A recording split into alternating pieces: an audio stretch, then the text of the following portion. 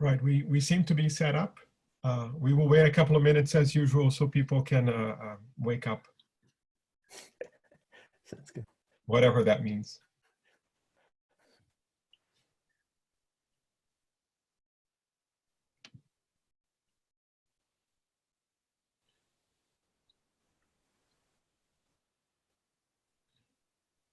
Do we have any announcements or anything we'd like to say beforehand? What are the, you could remind people what are the discussion sessions this afternoon, where they are? Okay, so I assume we'll use rooms E and mu just like before? Sure. Okay. So I wasn't there on Wednesday, but I'm assuming everything worked out. So we'll be doing something similar. Yeah. And what's the sorting algorithm? Is that going to be announced? Ethan will think of something really creative. Okay. You know, you have to do this 8 times, right? You should come back in the last week.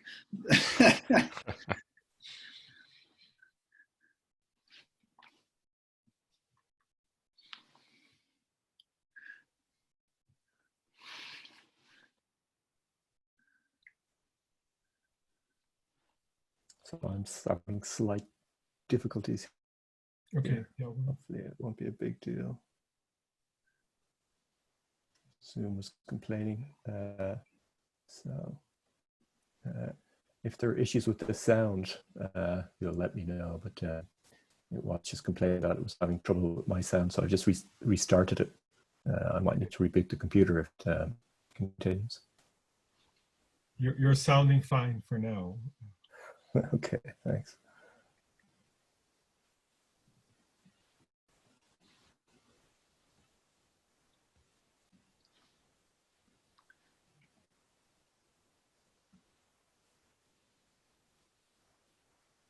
Okay, so I guess, do you want to wait a few more minutes? I'm set up yeah, again. Let's give people a couple of minutes, yeah. Sounds good.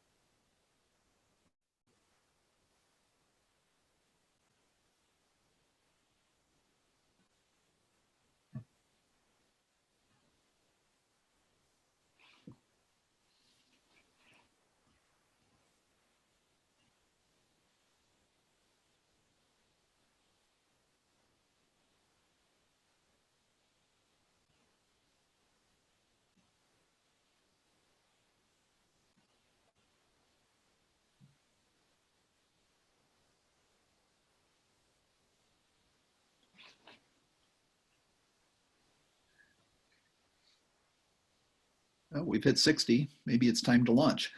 Okay, so we're getting ready to get started. So we're happy to have the 4th and last lecture on amplitudes. And I hope people have enjoyed those. Welcome to the first Friday of TASI. We do have a discussion today, again, this afternoon. It's in the schedule. The format will be similar to what happened on Wednesday, except that Alex and Iris will be the ones that will be moving from one room to the other. And you're going to get some marching orders from Ethan as the day progresses. So let's start.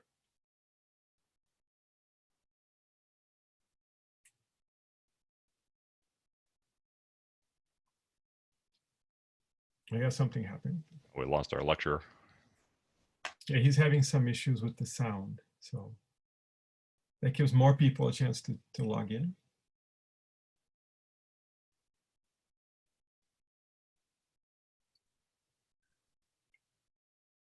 Probably had to reboot. Yeah, he said these words before, so.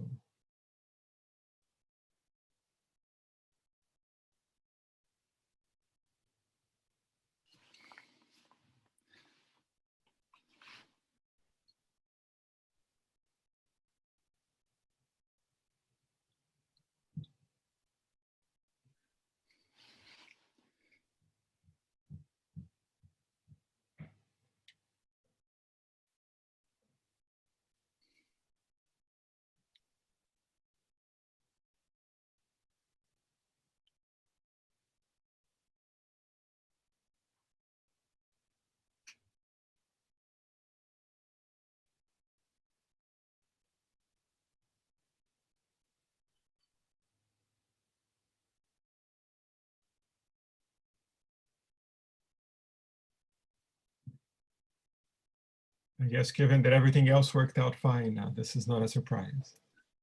The surprise is it took 5 days before we had a real internet issue.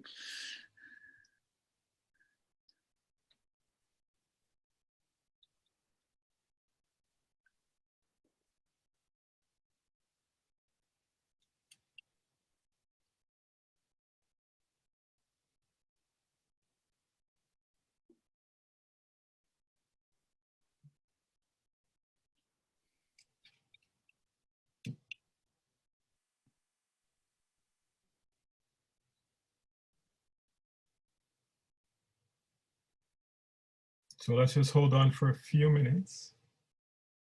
It happened a little bit before we started, so we're assuming he's going to figure it out again.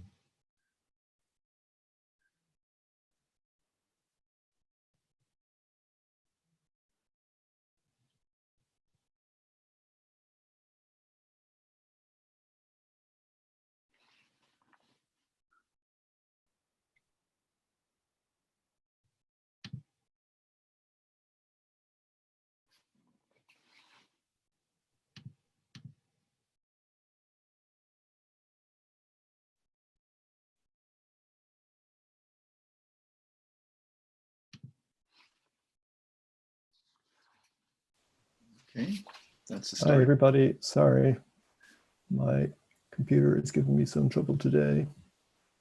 So just rebooted it. Hopefully that will do the trick. You're looking good right now. Yeah. Well, it probably won't last long. Okay, so let me just share the screen again.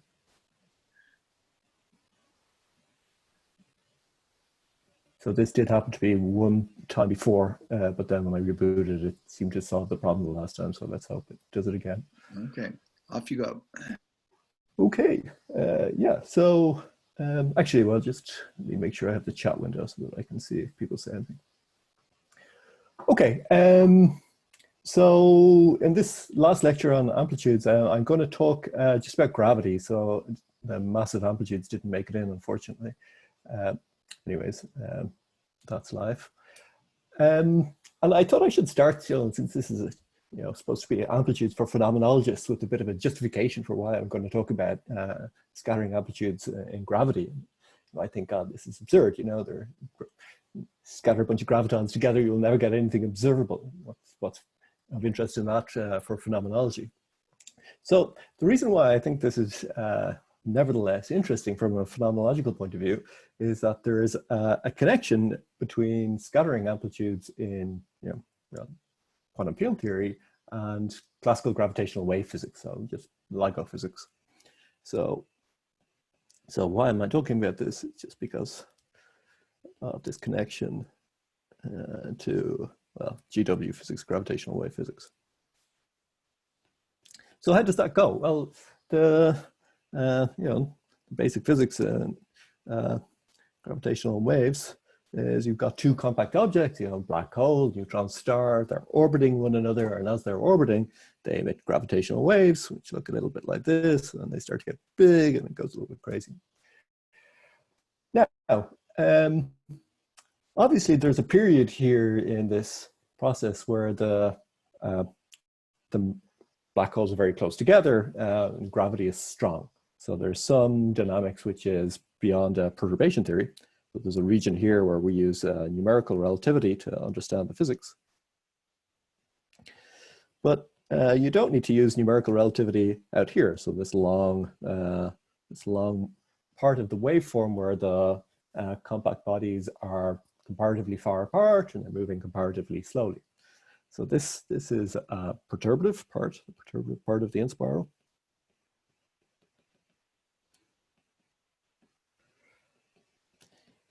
Now, this perturbative part of the inspiral it can be quite long. So for example, the first neutron star binary that was observed by LIGO, there were 3,000 waveforms observed. So most of those were perturbatives, just the last few where you use numerical relativity, or you need numerical relativity. And this part of it here is rich in information, things you care about.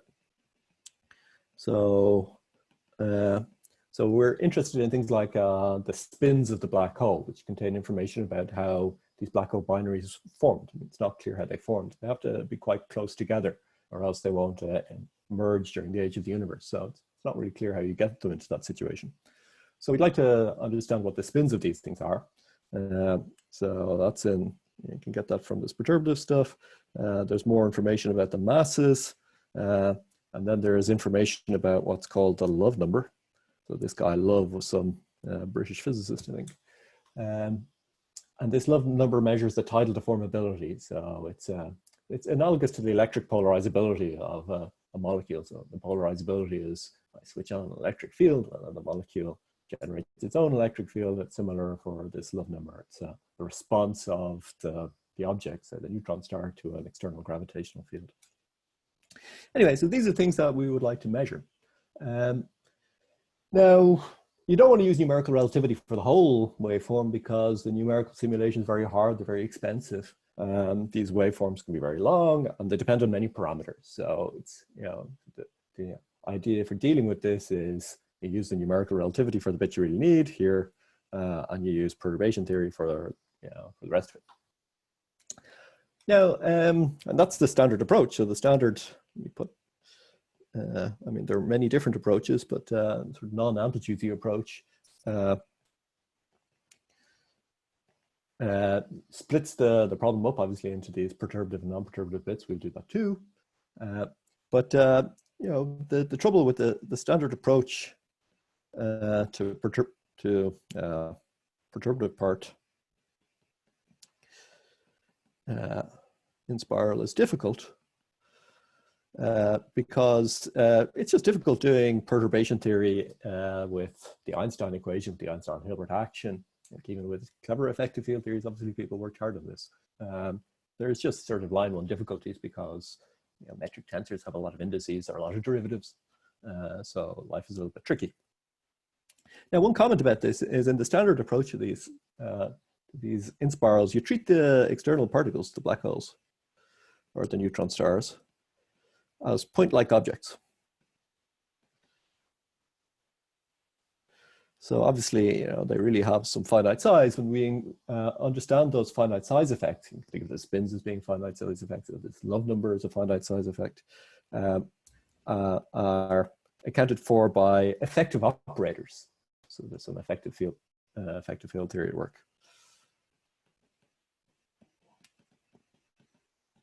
So there's an EFT. Okay, now the basic idea that folk from Amplitudes have here is that instead of starting with the Einstein-Hilbert Lagrangian, maybe we can understand the dynamics of gravity using the double copy. So that's a very different starting point. Instead, use obviously we're not going to start with the Einstein-Hilbert Lagrangian at all, or the Einstein equation. But we'll still treat the objects, the black holes and neutron stars, so these compact objects, as basically as point-like. So there'll just be external states, external particles.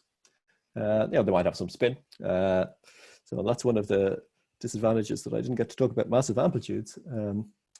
Because we understand how to include the spin of these particles, even large spins for Kerr black holes.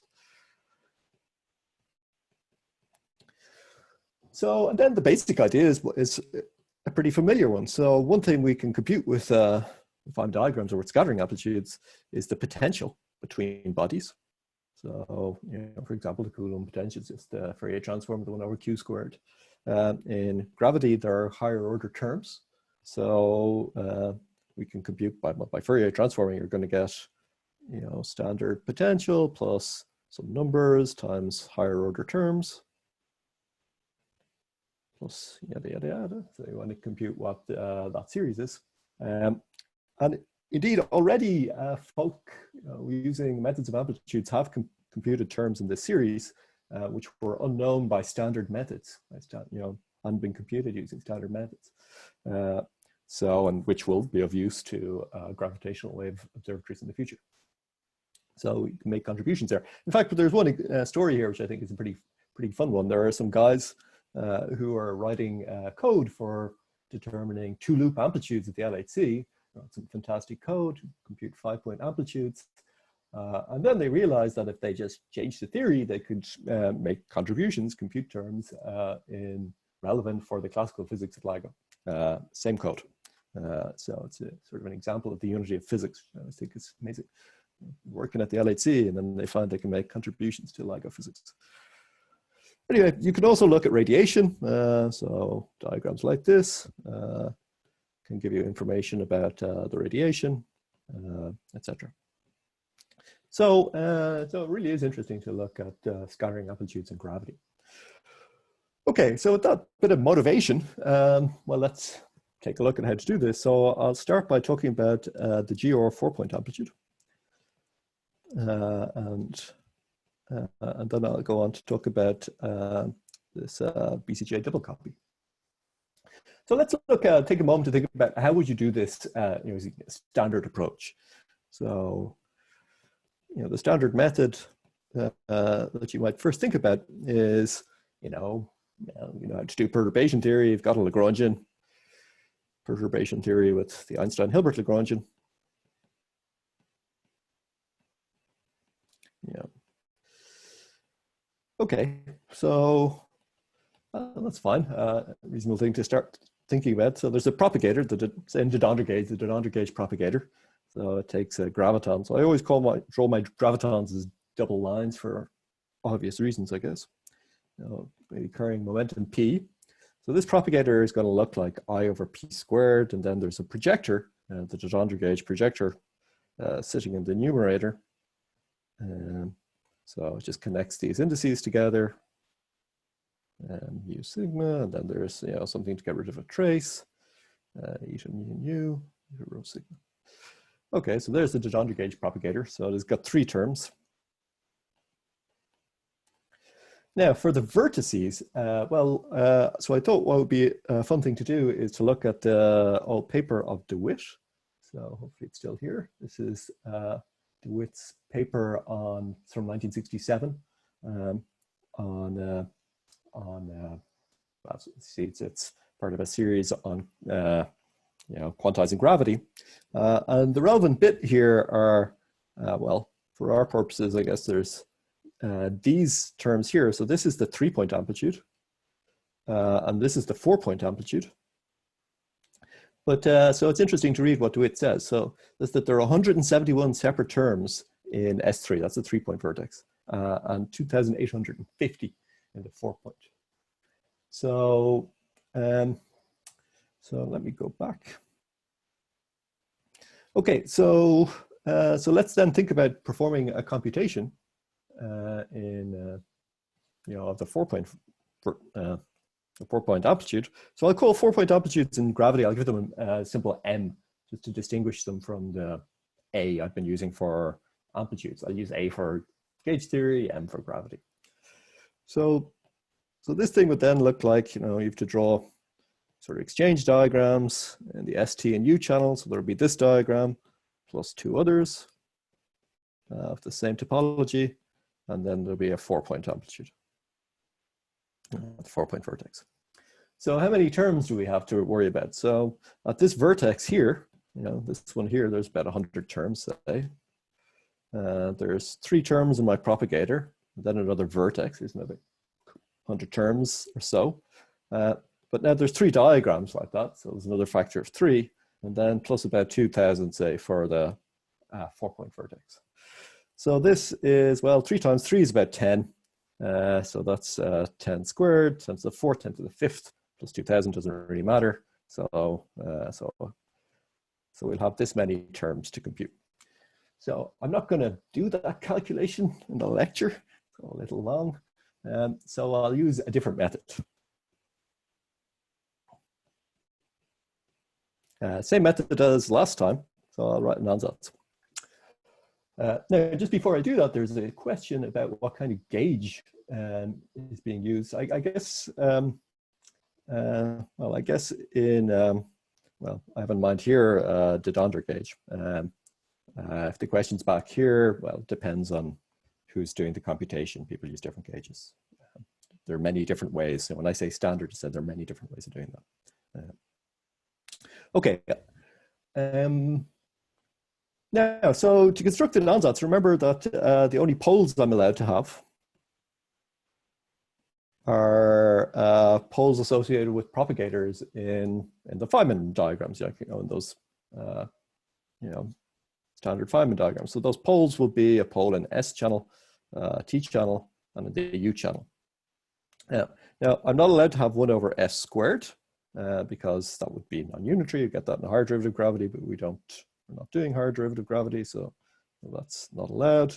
And then in the discussion on Tuesday, there was an interesting question, like, why can't I have 1 over T minus U, for example? So that's because it would give you a pole when T equals U, which is not a physical pole. You don't get that from the Feynman rules. There's no Feynman diagram that spits that out. So we don't include things like this. So I really just have 1 over S, 1 over T, and 1 over U poles. Okay, so now I'll work out a helicity amplitude. So I give the particles specific helicities. So let's look at this one. So MHV helicity configuration. Maybe I should emphasize I'm doing gravity here. Everything's spin 2. Helicity 2, I should say, plus or minus 2. Okay, so first thing to do is I'll write some factor that carries that helicity. So that's a very similar story to the last time. I can use angle and square brackets. So the angle brackets have helicity minus 1/2. So I better raise that one to power 4, and this one to the power 4, so that, for example, for particle 1, I get helicity minus 2, so minus 1/2 per angle bracket, 4 of them be minus 2. And for particle 4, it's just the same, except the square brackets give me a positive helicity.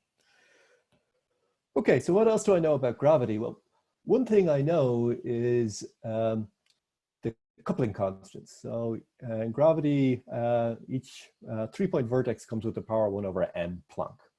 So in this case, there's 2 powers of m Planck. So I'm going to get 2 powers of m Planck downstairs. And another thing I know about this amplitude, the whole thing, this amplitude here, is it has dimension of mass. Now, what I've written here so far has, well, remember each bracket, whether it's a square or an angle, has dimension of mass. So I've got 8 brackets upstairs, so that's a mass to the 8th, 2 masses downstairs. So far I've written something of mass dimension 6, right? I have to get something that's massless. So I have to now put something in the denominator that has mass dimension 6. The only thing I can put in the denominator, on the other hand, are these things, S, T, and U. And I'm not allowed to raise any of them to any power except 1. So the only way I can get something in dimension 6 is just to write them all. Right. And that's it. I have no other options. There's a number. Up to a number, we're done. So those 100,000 diagrams, that's all it is. No need to do any calculation. So the particles 1, 2, etc. gravitons. Yeah, sorry, I should have made that completely clear. So everything here are gravitons. So helicity 2, gravitons. So I'm just going to talk about scattering amplitudes in gravity. So this is pure gravity. Maybe I should say pure GR. Yeah, thanks for that question. We're not going to be able to put in the... so if I did want to have scattered black holes, for example, it's pretty easy, and in a way easier than this, because if they're Schwarzschild black holes, we just treat them as massive scalar particles. So the amplitudes are actually quite simple for those. If they're Kerr black holes, we also know what the amplitude is, which is a fun story, but I don't have time to go into it. Okay. Yes, so these are gravitons that I'm scattering right now. Okay, so that's the answer. Well, up to a number. And I should check, we should check factorization, right? So I've written down an ansatz. You need to be sure, you need to convince yourself that this is actually the correct amplitude. So if it's the correct amplitude, it'll factorize on its poles. In this case, it's a 4-point amplitude. It'll factorize onto 2 3-point amplitudes. So we just need to look at factorization. So let's look, I'll just look at the S channel factorization. So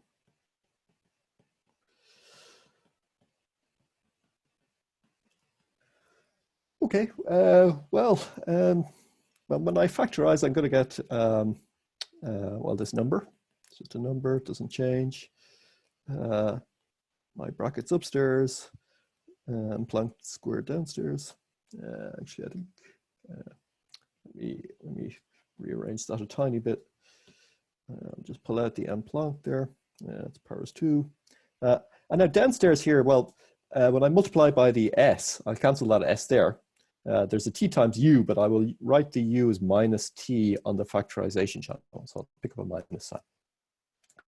And now it's very useful to actually just rewrite this as a perfect square.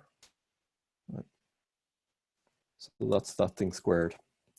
And the reason that's useful is that in the lecture last time, we looked at exactly this factor when we were talking about Yang-Mills theory. So that is that was precisely the kinematic structure we encountered when we were talking about Yang-Mills theory at 4 points last time. And at last time, we saw that that Yang-Mills expression was equal to some numbers. So I'm writing kin here as just the kinetic part. I'm leaving out any color structure in the Yang-Mills 3-point amplitude. 3 plus 4 plus squared. And I know that the gravitational 3-point amplitude is the straight square of these 3-point amplitudes. So that works. That is the correct factorization. So it factorizes right. It's the right amplitude. And that's the double copy. It worked for you again. Okay, so a couple of questions. Explain why the denominator is M Planck squared STU. Well, I can't get M Planck. I can't get any higher powers of M Planck, so I can't write M Planck to the 4th TU. One suggestion in the question. That's not allowed because I know how many powers of M Planck come in at each Feynman rule, or in each Feynman vertex. It's always this. They can't come in any other way because these external states satisfy, their p squared equals 0. So there's no other source of M Planck in this problem. So you can only get 2 powers. So D is the space-time dimension. Why do I have a D? Oh, here D is the space-time dimension. Good, yep. So maybe I'm working in dim reg, so I just kept a D in the problem. And questions, the coefficients in front of the 1 over S, 1 over T, and 1 over U the same. Well, not quite sure how to think about that. It's a one-term expression. So yeah, I guess so. Yeah, maybe I don't quite understand that question. We can come back to it. Okay, and what is meant by the double copy exactly? So, well, I'm going to spend the entire lecture going on about that. So hopefully by the end it will become more clear. Okay, anyways, so I'm done. So I've just computed the 4-point graviton amplitude in front of your eyes, in spite of the fact that the Feynman rules give you 100,000 terms. Now, it's maybe worth emphasizing, so let me emphasize that in GR, so just in pure gravity, pure Einstein gravity, we know we can construct all, let's see, so certainly all 3 amplitudes, all higher point trees.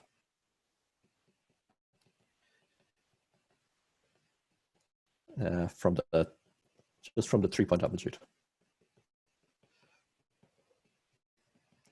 And some sort of use of factorization. So, so something along the lines I just described, or maybe a more fancy method using BCFW. So, and the implication of that is you never need any of the infinite number of higher point vertices in the Einstein-Hilbert action. Of course, if you look at the action, they're there. But you just don't need them to compute the amplitudes. What they're good for, in terms of Feynman rules, is for ensuring the word identity works. The word identity in GR is quite a thing because the gauge invariance is quite big. But they don't provide any physical information in any scattering amplitude. So a question regarding 3 and 4 point vertices come from dimension 5 operators. Well, it's, the Lagrangian I'm talking about here is just the Einstein-Hilbert Lagrangian. So, the L is, root G and Planck squared 4. And that's it. There aren't really any, there are no higher dimension operators.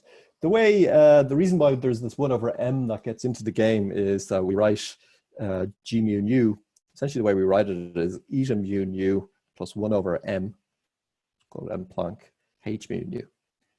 So the reason I do this is g is a dimensionless quantity. And I like having fields which have dimensional mass. So there is a mass dimension, there it is. So you're at 1 over m Planck there. This will then cancel the m Planck squared there in the kinetic terms for the h, for this spin 2 field. But then at higher point vertices, you'll just get a 1 over n. So it's completely systematic. Okay. Alrighty. So much for 4 points. So now what about going to higher points? So to go to higher points, I'll talk about BCJ double copy.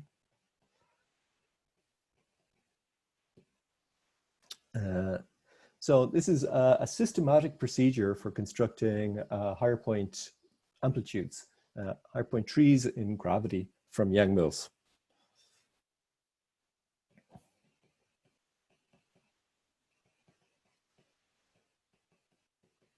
Higher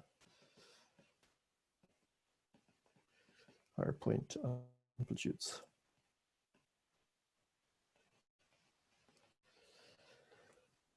Okay, now BCJ, so what I mean by this double copy is just this general idea that we can construct amplitudes in gravity from some sort of procedure, some squaring procedure, starting from Yang-Mills theory. You take some Yang-Mills stuff, you square it, you get gravity. So the 3 point level, it's just literally a square. The 3 point amplitude in gravity is the square of the 3 point amplitude, or the color stripped 3 point amplitude in Yang-Mills theory. So, in that sense, double copy is, a very general idea. And, there's more than one way of doing it. So the oldest way I know is KLT. So other ways, well, I'm just going to mention KLT. So KLT has its origin in string theory. It's from the 60s. And the point in the KLT relations is essentially just that open strings tell you about Yang-Mills theory, closed strings tell you about gravity, and you can make a closed string by joining 2 open strings. So amazingly enough, that means that the scattering amplitudes have a squaring property. So, so I'll just focus on BCJ because it's particularly striking. And one nice thing about BCJ is it offers a route to loops. So I've been a little bit cagey about what words I'm using here, whether I'm talking about trees or loops. In this BCJ story, we can definitely construct the trees, but it also gives a way of constructing at least some loops. Okay, so now before I start talking in detail about BCJ and higher point loops, I'm going to start with an interlude which is sort of not progress. I've just talked about 4 points. We've seen 3 points. I'm going to go back to just the free, zeroth order, propagation of just free particles. So at zeroth order somehow.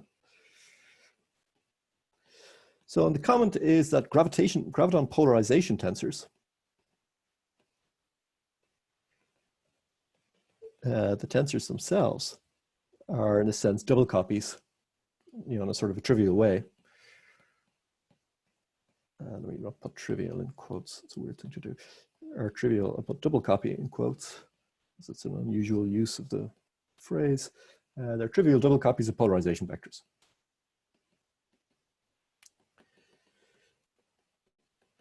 So first, let me give you a list of properties of the polarization tensors. So I'm going to call them, these tensors E mu nu.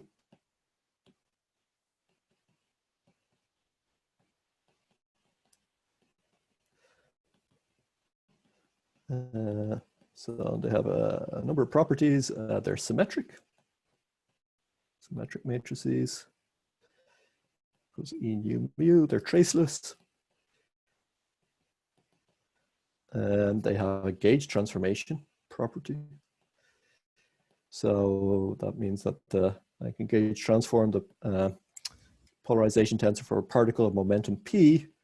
The formula is something like this: p mu zeta nu plus p nu zeta mu, and that is just an arbitrary vector. It's your gauge parameter, and they're transverse. So p mu e mu nu p, that's 0. Okay, so and then we give you an exercise. It's an easy one, so you can show that. So you can show that any such polarization tensor can be written so as E nu nu, P is a some number a epsilon plus mu of P epsilon plus nu P. So these are polarization vectors associated with the momentum P. Obviously, they're also associated with some, I mean, there's no vector in this problem, but given a P, I can find polarization vectors. So the way to do this is, pick a gauge vector. Q, like I had before, Q squares to 0, for example, epsilon dot Q is 0. And then you can use a basis. So you've got 4 vectors, P, Q, and the 2 epsilons. Somehow epsilon plus and minus are now upstairs. So you can use that basis and write the tensor out on this basis, impose these properties, and off you go.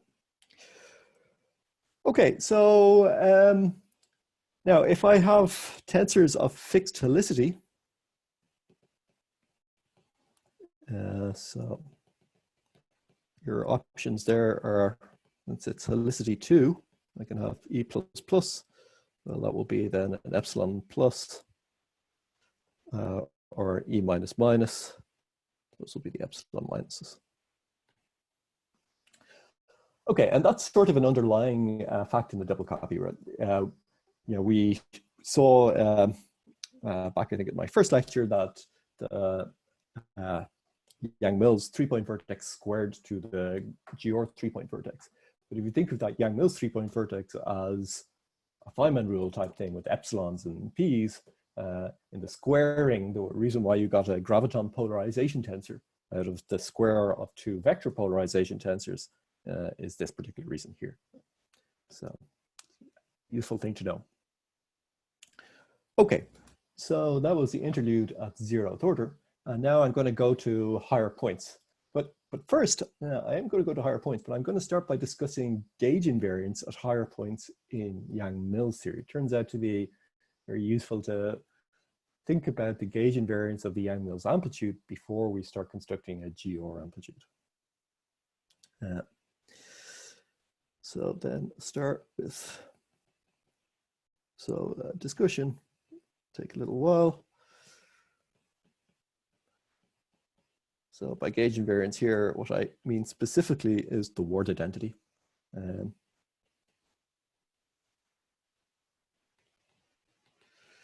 Now I'm going to write my Yang-Mills amplitude in a way that might be a little unfamiliar. So I'll consider an endpoint Yang-Mills amplitude. Let's put an n there to remind us that it's endpoint. So now I can write this thing as a sum over graphs. But what's a bit funny is I'm going to write it as a sum over cubic graphs. And then the objects in the sum will be familiar, I guess, from previous lectures. For any diagram, there's a color factor, just like the color factors I talked about in color ordering. There's the set of Feynman propagator denominators. Again, I mentioned that when we were talking about the color ordering. And then some numerators that have all of the complicated stuff in the Feynman rules. So now, so it's what's different here regarding just a standard Feynman diagrammatic expression is that I'm only using cubic diagrams, by which I mean, diagrams with vertices corresponding to a phi cubed interaction in a Lagrangian, just vertices like this, etc. And the 4-point vertex, well, I just don't include it. So I never draw a diagram like that. So my sum on G doesn't have this. Right? So now it's always possible to write the Yang-Mills amplitude in this form. Now to see that, to get to this form, so it's a trivial manipulation really, although potentially a little unfamiliar. But the idea is you rewrite any diagrams, say in the, your Feynman diagram expansion, that have a 4-point vertex. You just rewrite them to introduce a fictitious propagator. So in other words, a 4-point vertex is characterized by it doesn't have a propagator there. This one, this one's lacking a propagator. I shoved a propagator in, I get something that looked like a 3-point, a cubic diagram. So, and you can just shove in a propagator by multiplying downstairs by the propagator denominator and multiplying upstairs by the propagator denominator. That cancel. So we'll introduce a fictitious propagator. And I'm going to do that guided by the color structure.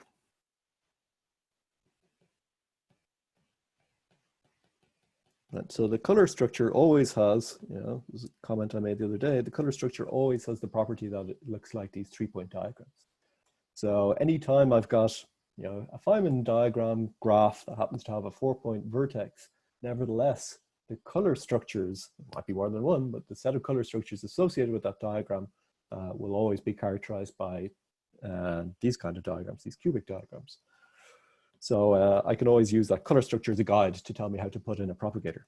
So let's just do an example. So an example, let's draw the 4-point vertex, my horrible drawings of 4-point vertices in Yang-Mills theory. So, and just that particular 4-point vertex, well, it's proportional to some number, which I'm not writing, G squared, and maybe some i's or something. So it has this color structure times some dot products minus epsilon 1. Crap, my epsilons are oscillating. Epsilon 1 dot epsilon 4, epsilon 2 dot epsilon 3, epsilon 3 dot epsilon 2 dot epsilon 4, plus 2 terms, corresponding to the other color structures. So now what you see here is, this color structure has something that looks like a propagator between particles, well, between this cluster 1 and 2 and 3 and 4. So if I then rewrite this thing as, let me do this with magic of cut and paste, copy, paste. So if I rewrite this as S over S, well, I didn't do anything. There's still my plus 2 terms, which I would do something similar with. And the point about this is that S there, I can interpret as the denominator for 1, 2, 3, 4. Right?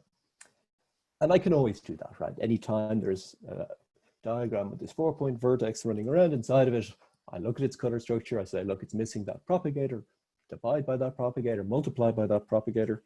And then this stuff in the numerator here, let me put a red around it. So this bit here, that goes into, so that'll be a term in a sum. So this will be in the numerator associated with this diagram. 1, 2, 3, 4.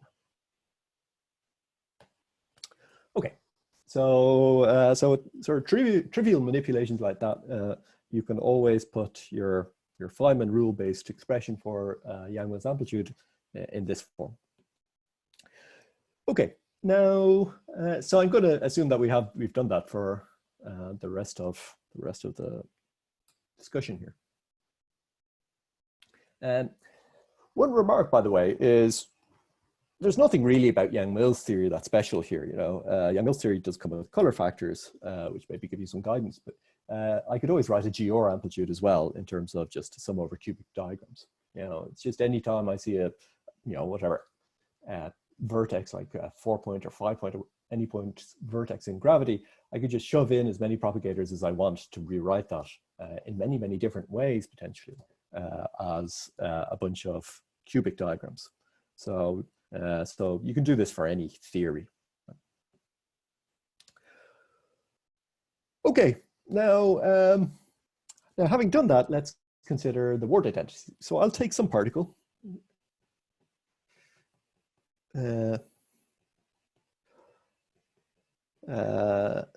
Say, you know, I don't need to give this particle a name. I'll just say it has momentum p. In a way, I don't really care about that either. And I'll perform a gauge transformation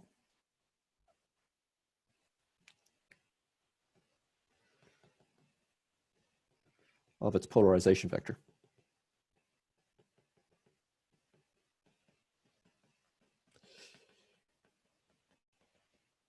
So in other words, I will take the epsilon of p and replace it with epsilon prime of p, which is just epsilon of p plus some number, it doesn't matter what it is, p mu. Okay, now when you do that, then the amplitude will gauge transform to another amplitude, which is still a sum over these cubic diagrams g times c of g. Now the numerators will change. The numerators will be n of g plus some shift delta of g. Just delta of g is defined by that expression. So, now on the other hand, I know that the amplitude is gauge invariant. So I know that this is actually equal to the sum of c of g, n of g over d of g. Because that's the amplitude is gauge invariant. So what that means is it's got to be that the sum over all of these cubic diagrams, c of g delta of g over d of g equals 0. Okay, so it's just a fact that arises from gauge invariance. But one thing that's a little bit funny about this identity is that it's true for any gauge group. So it's not true because of specific numeric values of C of G, right? The C of G's are different for different gauge groups. So this identity here, this identity is valid for any gauge group. So it must be that it only relies on algebraic properties of these C of G's, which are true for any gauge group. So now what are these algebraic properties?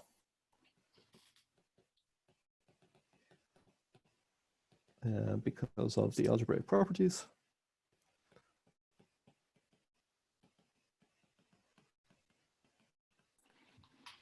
So, well, the first one is, of course, the Jacobi identity.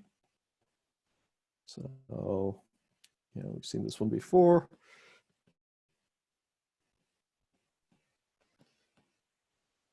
So if I copy this,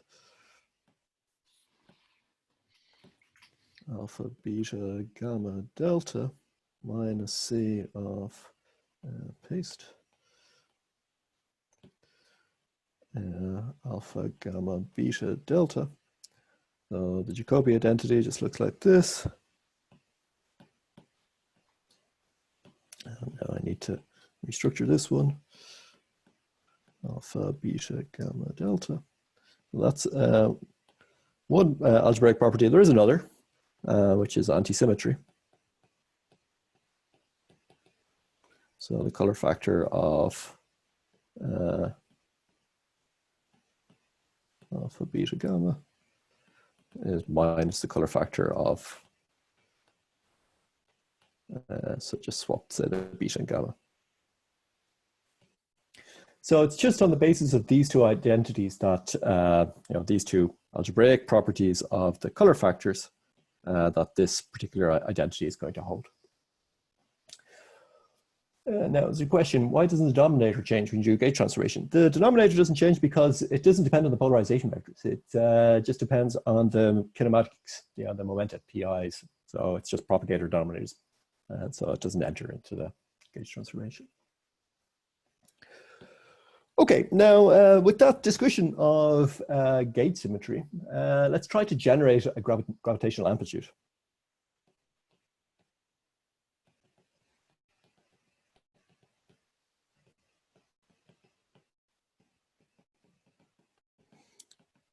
Now I'm going to generate it by proposing, by writing a formula, proposing a formula that we can then check and make sure that it's sensible.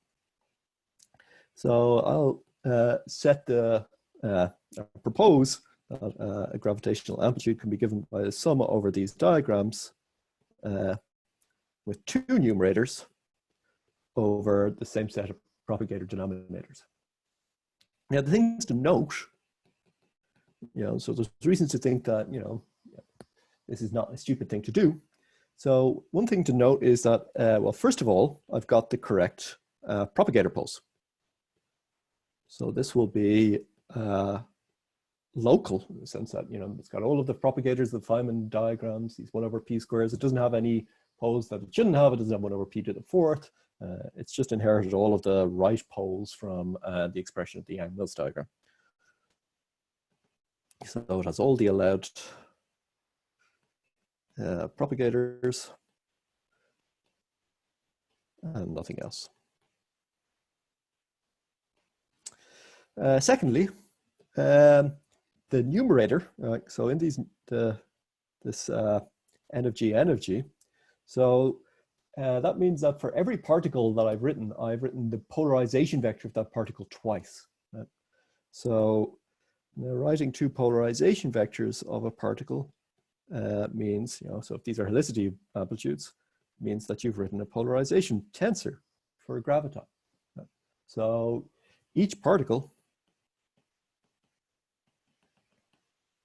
in this Mn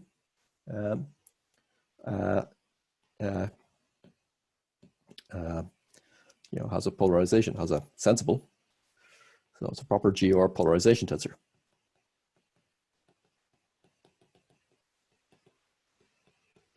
Okay, so it's a formula that has correct propagator poles, has correct polarization structure, so it's promising, but there are things we need to check. So one thing I need to check is gauge invariance. Does it depend on the particular gauge of the polarization vectors I chose? So that's one thing. And the second thing is factorization. If on all the factorization poles it agrees with GR, then it's the right answer. Okay, so I'm going to discuss these in turn. So we need to check the word identity, right? Which is why I discussed the word identity for Yang-Mills theory to begin with. So now my graviton polarization tensors that I've cooked up in this proposed formula, By the way, maybe it's worth saying this is often called the double copy formula. So if people talk about a formula for the double copy, they probably have that one in mind. Now, in that double copy formula, the polarization tensors for the gravitons arose as a product of polarization vectors. So there is a gauge transform that it's going to inherit. So the gauge transform will be, so if I gauge transform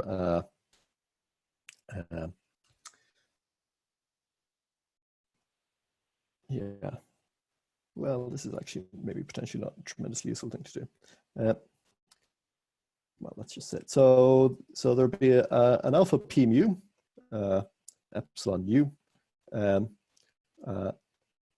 p nu, and an epsilon nu, I guess with this alpha, and potentially some of the terms that I don't really care about. So what I'm going to do is just focus on a gauge transformation like this. So what I really just want to do is gauge transform one of my numerators and separate from the other numerators to keep my life simple. Okay, so I'll focus on left factor.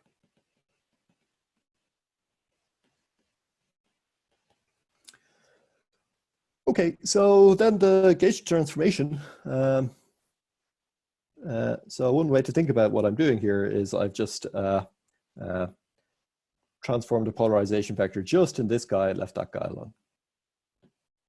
So when I do that, then this proposed formula is going to shift as follows. So you'll get n of g plus delta of g, n of g over d of g. So this thing is then mn plus a sum over these diagrams of the numerators, this delta over g of g. So we want to cook up at a gravity amplitude. So I want to be in a situation that this term here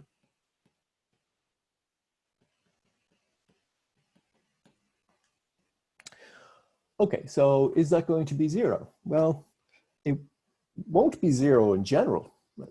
But it will be zero if these n of g's satisfy the same algebraic properties as the c of g. So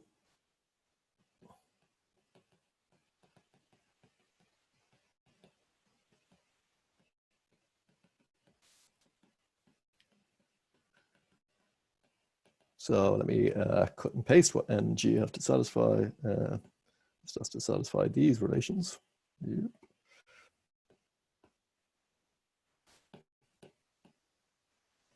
Get rid of extraneous nonsense. So these are now just going to be properties of a set of numerators, kinematic numerators. Beta. Yeah, so BCJ originally conjectured that such numerators might exist. They showed some examples, but we now have a proof that at a tree level, you can always find numerators that have these properties.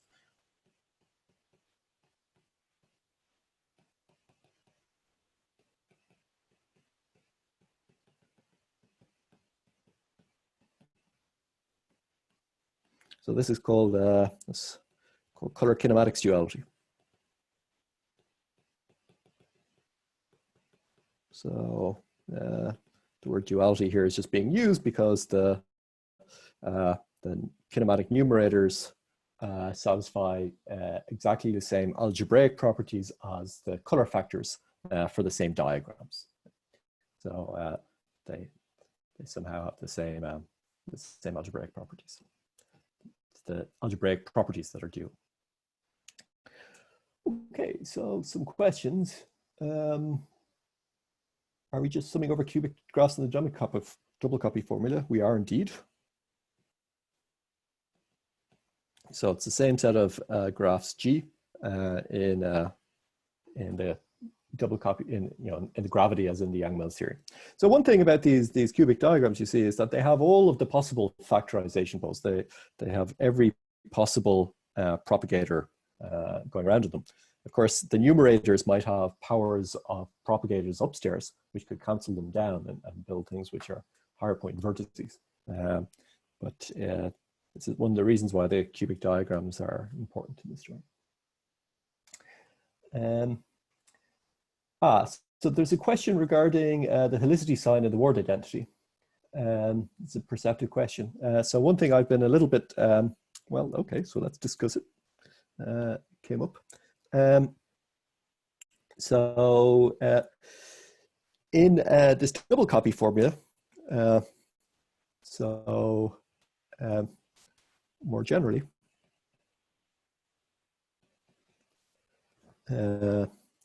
we can consider, so you can consider more than one type of Yang-Mills theory. Let me start with it. So consider double copying. Say, so there's actually quite a lot of things you can double copy, but I could take pure Yang-Mills and multiply it by n equals 4 super Yang-Mills, for example. So the point is I can multiply a theory by something else. So the formula then would be Mn is the sum over, let's write the cubic, n of g and twiddle of g over d of g. So this n twiddle could be from an entirely different theory.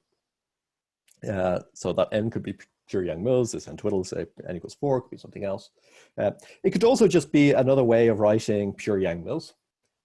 Now, what's important in the formula is that these, well, you really just need one of them to satisfy these Jacobi identities. So only one factor has to have color kinematics duality.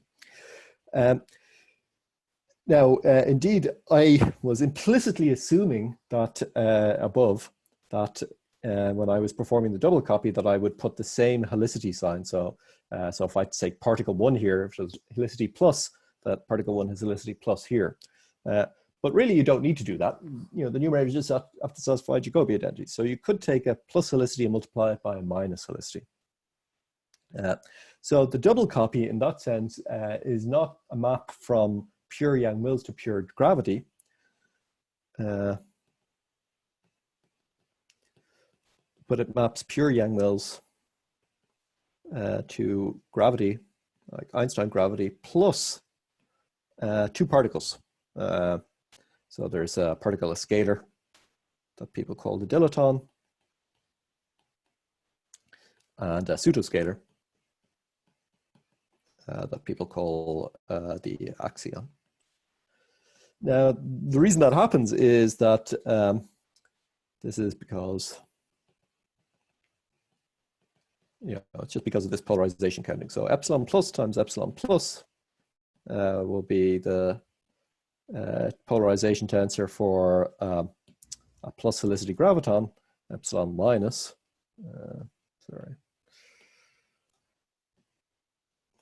epsilon minus will be the polarization tensor for a minus helicity graviton, but I could also multiply plus by a minus. Now that has no net helicity, and something with no net helicity is going to be some sort of a scalar. So it'll be some derivative, some p or something to do with the scalar. So this is some sort of a scalar. It'll be a linear combination actually of this axion and dilaton, and the same for the other. So, so in the double copy, you can cook up amplitudes for these ones as well if you want. Now at tree level, if you just put polarization, you know, if you just put these polarizations on all the external states, graviton polarization tensors in all the external states, these guys never propagate inside the diagram. So tree level, you can leave these guys out, and you get amplitudes in Einstein gravity. So in that sense, it's kind of not a big deal. And should that be a delta of g, n of g instead of n of g delta of g? Let me see. So n and delta are just scalar things. So they're just multiplying one another and they commute. So I think it doesn't matter what order I write them in. Okay, so now some quick remarks on factorization. I'm not going to discuss it in any great detail. But one needs to check that you know, you've constructed this amplitude by the double copy. You know, is it really the amplitudes of gravity? So what you could do is recursively. So there's a recursive proof that you know, essentially that the factorization properties are inherited. Just like that happened at 3 points, you can do a more sophisticated, sorry, at 4 points, you can do a more sophisticated, slightly more sophisticated, very similar actually, argument to show that this factorization property is maintained. At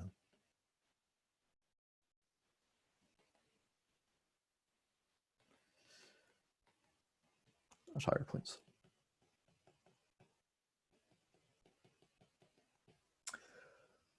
Okay, so that means that I can write down, or I can construct all of the amplitudes in Einstein gravity using this double copy starting from Yang-Mills theory. Okay, so now I want to finish with just a couple more comments on this. So an easy, so sorry, a question first. So regarding why did I call this thing, or where does the pseudo scalar come from, I guess. So in D dimensions, maybe it's worth saying, it's a little bit easier to see it in D dimensions. So what's going on here is you're writing so a polarization tensor, a polarization vector in D dimensions. So in D dimensions, there are D-2 polarizations for polarization vector. So what you're doing is writing this as the traceless symmetric, which I guess is epsilon I mu epsilon j nu plus epsilon I so epsilon j mu. Hang on, gosh, try and get this right. Epsilon j mu epsilon I nu, probably a half here, minus. So then there will be some number delta ij eta mu nu. So that is, yeah, so this will be really epsilon I dot epsilon j. All right. So this is the, that's a traceless, so you adjust the number here to make this traceless. So that's the traceless symmetric. But then there's also the antisymmetric. That's a j. Epsilon I nu. So antisymmetric tensor plus the trace, which would be this epsilon I dot epsilon j, eta mu nu. Potentially, yeah, no, that's the same number if I put the half. So this decomposition, so this breaks this tensor product into the polarization structure of a d-dimensional graviton. That's a scalar mode, and that's an antisymmetric tensor. So the antisymmetric tensor in 4 dimensions dualizes to a pseudoscalar. So now this is the axion. That's the dilaton. Okay. So so then let me finish. I'll come back to questions potentially with some comments. So I already mentioned that we can make various different kinds of theories. But one useful comment is that this has a potential generalization to loops. So the sort of an obvious generalization. So you say, so I write the Yang-Mills amplitude at L loops, some sum over again, 3-point topologies, cubic topologies, some integrals. I guess there's L of them. So maybe there'll be some symmetry factor now associated with graphs, color factors, numerators and denominators. Now at loop level, the numerator and denominator are obviously going to depend on all of these loop momentum.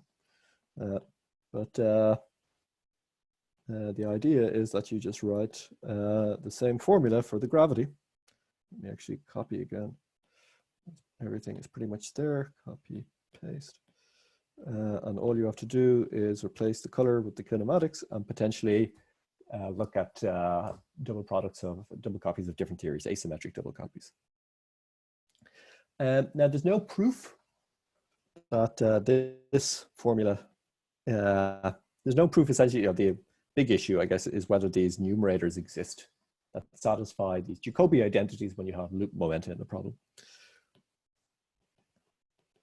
No proof that energy exists. Now, there are many examples for people who have performed computations using this idea up to very high loops. So there are examples at 5 loops in supersymmetric theories, but there are also cases, so examples at high loops.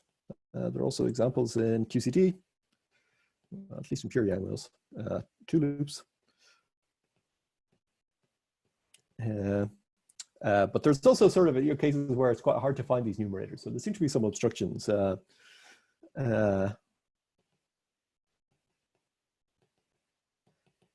So active research, do these things exist? How can we actually cook them up in general?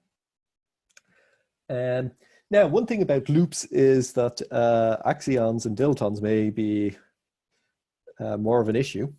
It depends again on what you want to compute. So if you're computing in a highly supersymmetric theory, these are actually part of the spectrum, so you like them. If you're computing gravity, pure gravity, and maybe you don't like them quite so much, but there are some ideas, some tricks for getting rid of them. But it's an issue that one has to face. Let me see. So another comment. So what about going beyond perturbation theory?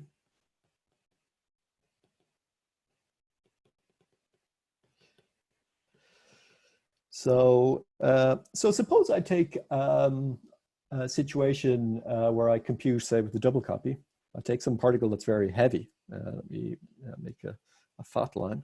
So I've got a particle that's heavy, and I scatter off that particle a light particle.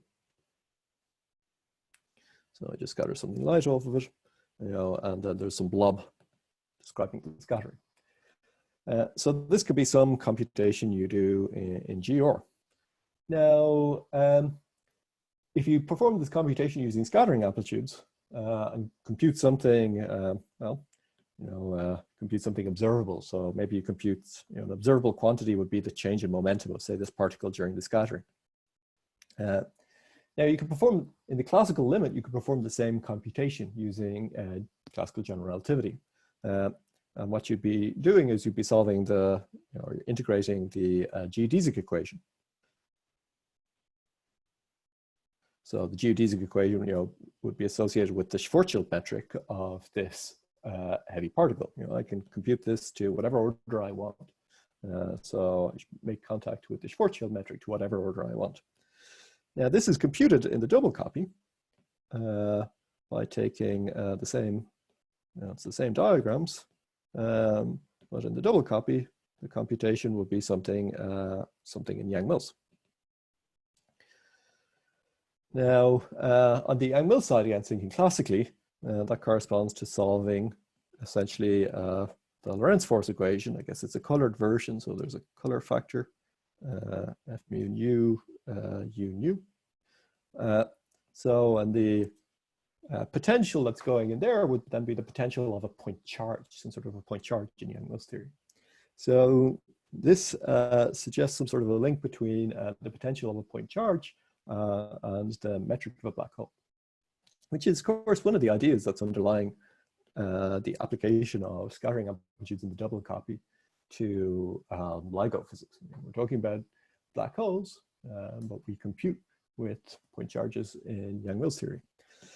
Now, it's interesting in that respect that you can write the Schwarzschild metric. So this is an exact form of the Schwarzschild metric. And it looks like this. So it's linear in G, which is a bit of a surprise, but the Schwarzschild metric is secretly the solution of a linear equation. And this K mu just happens to be 1 comma or hat. And that or hat is the unit vector on the three spheres, the usual or hat that you see in undergraduate stuff. Now you can also write the potential of a point charge in a similar way. You can write the potential of the Coulomb potential in terms of the same vector. This is not the usual way you write the Coulomb potential, but it's just a gauge transformation of it. So the suggestion is that there's a link between these two to all orders of perturbation theory, induced by the double copy, which people often call the classical double copy.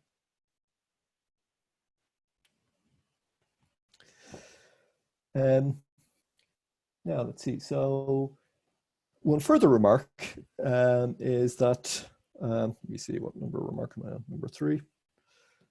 So we've seen that this double copy can relate Yang-Mills theory and GR, or supersymmetric generalizations of these kind of things. But you can also do more. There are more theories that have a sort of relationship like this, like sort of theory A, is related to theory B under the double copy. So there's an example where one of the theories is just chiral perturbation theory. Chiral perturbation theory, which double copies to a particular theory called special Galilean.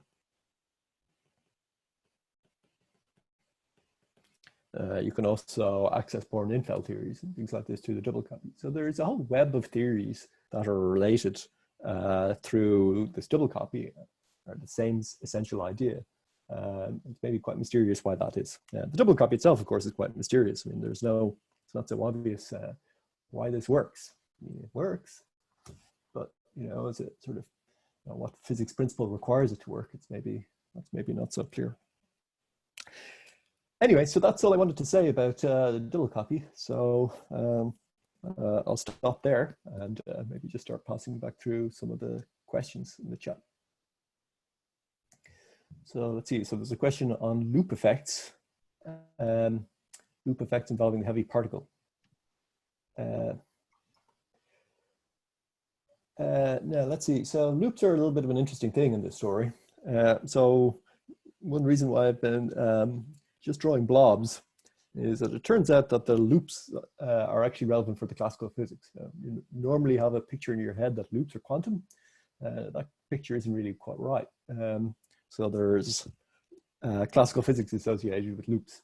And indeed, if you want to do this and make it work, then you need to get the loops, you need to include effective loops. But they're classical loops somehow. There are limits of, they don't include all of the quantum effects. So they're somehow the simple bits of the loops. But nevertheless, you have to include them. And that is one of the issues that people face. For example, we're computing these potentials. Back at the start, you're computing these dots. The dots are actually loops. So for example, the first dot is something that looks like this. So it's a triangle diagram. And then there are higher loops that you have to compute, which is why the guys who are good at two loops at the LHC were in good shape to compute two loop corrections to this classical potential. Is the calculation of loop regularization same as in QFT? We use Pauli-Villars. I think, yeah, I'm not a great fan of the notion of using Pauli-Villars here. You could use dimreg. Everybody uses dimreg. Pauli-Villars could be more tricky because when you include a massive particle in the problem, then you probably need to figure out the correct vertices for how to couple them. Pauli-Villars in engaged theory in any event, like for a nonlinear for non-abelian engaged series, has its own issues. But so what everybody does is dimregs the diagrams, and yeah, and then it's just you use the standard sort of field theory methods. So do people have more questions? Otherwise, we really want to thank Donal for the lectures. These were great lectures. We are virtually applauding. And I think now is a good time to thank him and then also take a break, and we'll be back in about 25 minutes. All right, so thanks a lot. Thank you.